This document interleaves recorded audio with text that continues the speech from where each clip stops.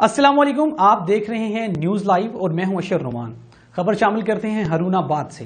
हरुणाबाद शहर और उसके गिरदो नवा में कपास के मुबैना जाली और नाकस बीज की फरोख्त का सिलसिला जारी है, जिसकी वजह से काश्तकार शदीद अजियत का शिकार हैं, लेकिन दूसरी तरफ मुतलका इदारे खामोश हैं। इस हवाले से हम मजीद जानते हैं वहां पर मौजूद अपने नुमाइंदा इब्राहिम शाह से। जी इब्राहिम शाह, हमें मुकम्मल तफसीलात से आगाह कीजिएगा।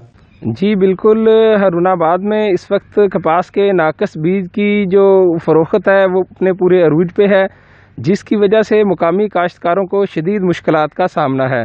मैं इस वक्त जिस खेत में मौजूद हूँ, इसके काश्तकार से जब हमारी बात हुई तो उसका कहना था कि वो 3 बार यहाँ पर बीज को काश्त कर चुका है, लेकिन बीज नाकस होने की वजह से उसकी जो काश्त है वो नहीं हो रही है, जिसकी वजह से उन्हें लाखों रुपए का नुकसान का सामना करना पड़ा है।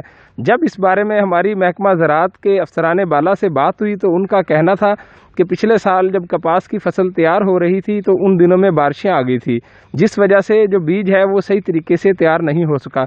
हरुणाबाद और इसके गिरदोनवा में 1,40,000 जो रकबा है वो टोटल ज़ेरे काश्त है।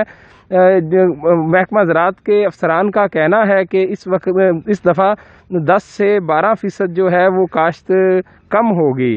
हमारी मुकामी काश्तकारों का कहना है कि इंतज़ामिया इस बारे में सख्त नोट्स ले के मार्केट में नाकस जो बीज की फ़रोख्त है उसे रोका जाए और नाकस बीज फ़रोख्त करने वालों के साथ खिलाफ सख्त कार्रवाई की जाए। जी